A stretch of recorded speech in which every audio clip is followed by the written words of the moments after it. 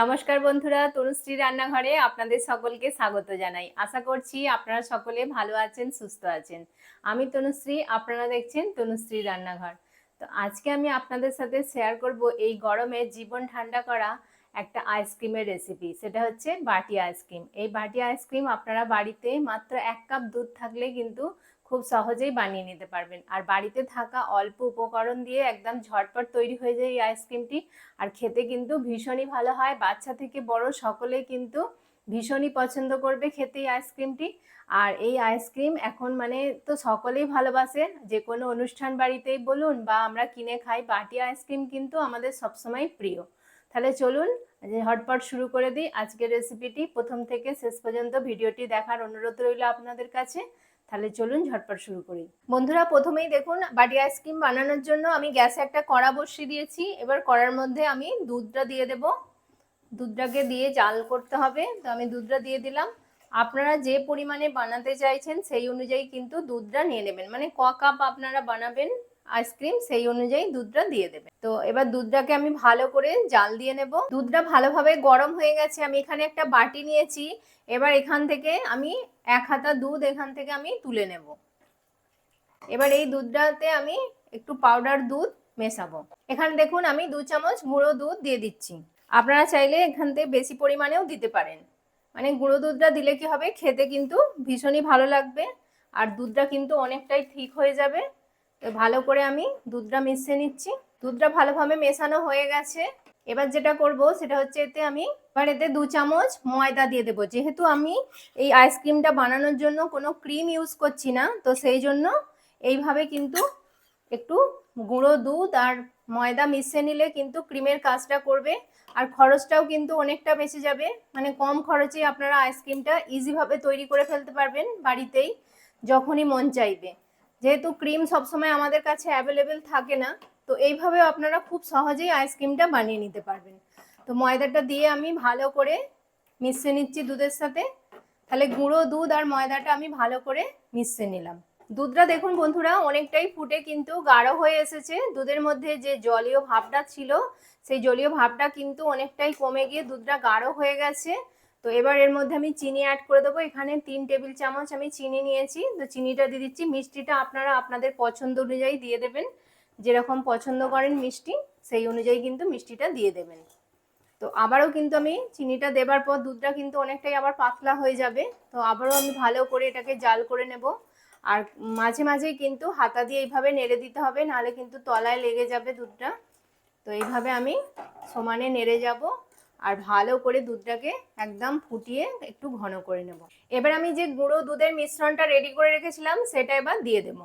এটা দিয়ে কিন্তু ভালোভাবে মিশিয়ে নিতে হবে। আর মাঝে মাঝে কিন্তু হাতা দিয়ে এরকমভাবে নাড়িয়ে দিতে হবে, নাহলে কিন্তু দুধটা বসে যাবে। যেহেতু এটা দেবার পরে কিন্তু দুধটা খুবই তাড়াতাড়ি ঘন হয়ে যাবে, তো সেই জন্য অবশ্যই কিন্তু এইভাবে হাতা দিয়ে সমানে নাড়তে হবে, নাহলে কিন্তু তলায় লেগে যাবে। তো এইভাবে আমি ভালো করে দুধটা মিশিয়ে জাল করে নিচ্ছি। দেখুন আস্তে আস্তে দুধটা কিন্তু ঘন হতে শুরু করেছে। আর একটু ঘন করে নিতে হবে এটা। দেখুন বন্ধুরা দুধটা কতটা গাঢ় হয়ে গেছে আর দেখুন কতটা সুন্দর হয়ে গেছে। এটা কিন্তু আর বেশি গাঢ় করব না আমি এর থেকে, কারণ ঠান্ডা হবার পর এটা অনেকটাই আরও ঘন হয়ে যাবে।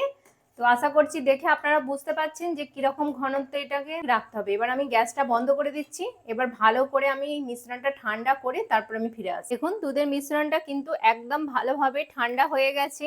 তো এবার এটাকে একটু মিক্সির জারে ঘুরিয়ে নিতে হবে। দেখুন এর মধ্যে একটা ছোট ছোট ডেলা মতো আছে।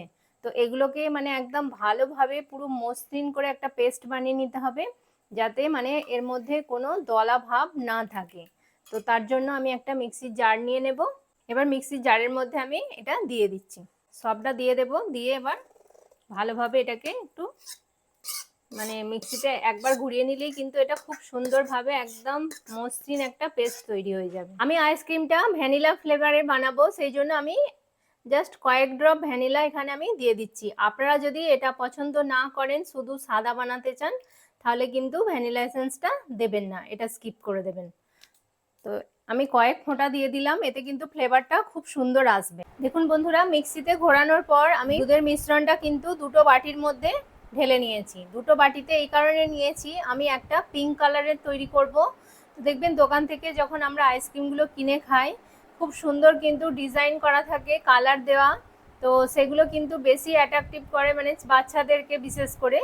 তো সেই জন্য আমি কালার দিয়ে এটা করব। সাদার থেকে কিন্তু আপনারা চাইলে শুধু সাদা কালারেরও বানাতে পারেন, কিন্তু যদি আপনাদের হাতের কাছে ধরুন কালারটা নেই, তাহলে আপনারা শুধু সাদাটাই বানিয়ে নেবেন, তাতে কিন্তু টেস্টের কোনো কিছুই ফারাক হবে না, জাস্ট এটা দেখতে সুন্দর লাগবে। সেই জন্য আমি দুটো কালারের বানাবো। তো একটা আমি সাদা রাখবো, আর একটাই আমি এই দেখুন ফুড কালার নিয়েছি। অল্প একটু ফুড কালার দিয়ে দেবো, এতে কিন্তু কোনো ক্ষতি হবে না। তো আমি অল্প জাস্ট 1-2 ড্রপ দিয়ে দেবো। এখানে আমি 2 ড্রপ পিঙ্ক কালার দিয়ে দিলাম। আমি এটা ভালো করে মিশিয়ে নেব। দেখুন কত সুন্দর কালারটা চলে আসবে। এবার দেখছেন কত সুন্দর কালারটা আসছে, মানে দেখতে এত সুন্দর লাগছে। তো আইসক্রিমটা মানে তৈরি হবার পর মানে ভীষণই সুন্দর লাগবে, সেই জন্য এই কালারটা দেওয়া। দেখুন কত সুন্দর একটা পিঙ্ক কালার চলে এলো। দেখুন আইসক্রিম বানানোর জন্য আমার দুটো বাটি একদম রেডি করা হয়ে গেছে। তো এবার এগুলোকে সাইড করে দেবো, দিয়ে এবার আইসক্রিম বসানোর জন্য আমি দেখুন এখানে 3টে এরকম বাটি নিয়েছি আইসক্রিমের। আপনাদের কাছে যদি এরকম বাটি না থাকে তাহলে কোনো চিন্তা নেই, বাড়িতে যে কোনো স্টিলের বাটি বা প্লাস্টিকের যে বাটিগুলো থাকে সেগুলোর মধ্যেও আপনারা বসিয়ে নিতে পারেন। তো এবার এই আইসক্রিমের বাটির মধ্যে আমি আইসক্রিমের মিশ্রণগুলো ভরে নেব প্রথমে, বা পিঙ্ক কালারটাও আমি পিঙ্ক কালারটা প্রথমে ভরে নেব। সবগুলো বাটির মধ্যে আমি ভরে নিচ্ছি। কতটা সুন্দর লাগছে। এবার আমি সাদাটা দিয়ে দেব। দেখুন কতটা সুন্দর লাগছে। দেখুন 3টে বাটিতেই আমার আইসক্রিমটা ভরা হয়ে গেছে। তো এবার ওপর থেকে আমি আরেকটু পিঙ্ক কালার বাঁচিয়ে রেখেছিলাম, একটু ওপরে দিয়ে দেব অল্প করে, যাতে এটা দেখতে সুন্দর লাগে। এইভাবে আমি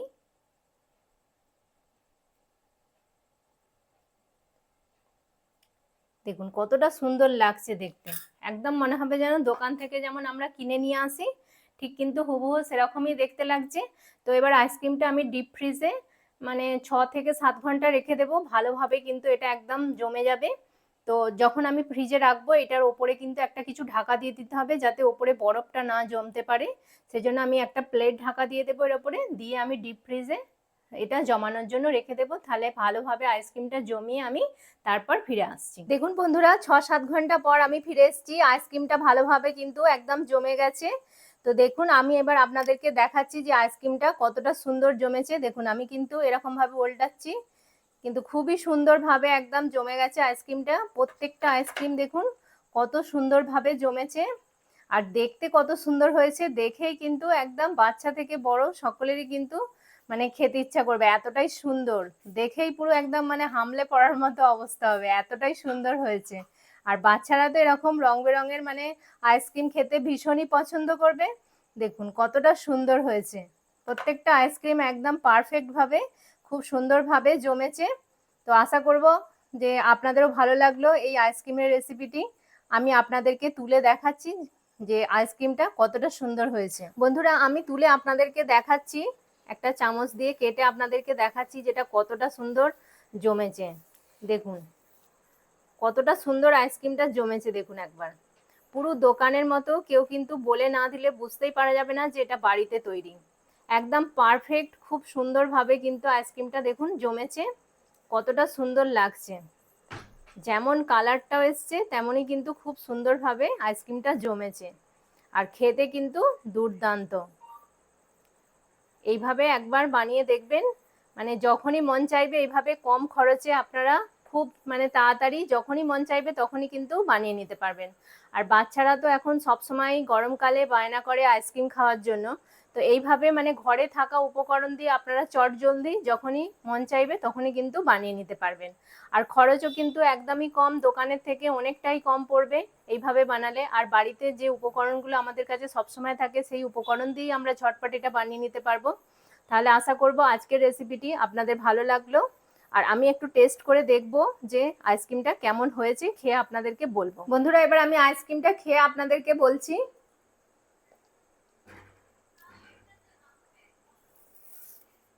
খুব সুন্দর হয়েছে আইসক্রিমটা, আমার ঠান্ডা ঠান্ডা দারুণ লাগছে খেতে, মানে অপূর্ব হয়েছে টেস্টটা। যেমন একদম মানে আমরা দোকান থেকে কিনে খাই ঠিক সেরকমই কিন্তু হয়েছে। আপনারাও একবার এইভাবে বানান, বানিয়ে খেয়ে দেখুন, ভীষণই ভালো লাগবে। আশা করছি আজকের রেসিপিটি আপনাদের ভালো লাগলো, আর যদি ভালো লেগে থাকে তাহলে প্লিজ অবশ্যই কিন্তু বেশি বেশি করে একটু শেয়ার করবেন, আর কমেন্ট করে অবশ্যই কিন্তু আমাকে জানাবেন যে আমার রেসিপিগুলো আপনাদের কেমন লাগছে। আর যদি ভালো লেগে থাকে তাহলে অবশ্যই কিন্তু তনুশ্রী রান্নাঘর চ্যানেলটিকে সাবস্ক্রাইব করে দেবেন, পাশে থাকা বেল আইকনটি প্রেস করে দেবেন, যাতে সহজেই আমার নতুন নতুন রান্নার ভিডিওর নোটিফিকেশন আপনারা খুব সহজেই পেয়ে যান। আর আপনার বন্ধু বান্ধবদের মধ্যে এটি শেয়ার করবেন। ততক্ষণ আপনারা ভালো থাকবেন, সুস্থ থাকবেন। আপনাদের সাথে দেখা হবে আবার একটি নতুন রান্নার ভিডিওতে। নমস্কার, টাটা।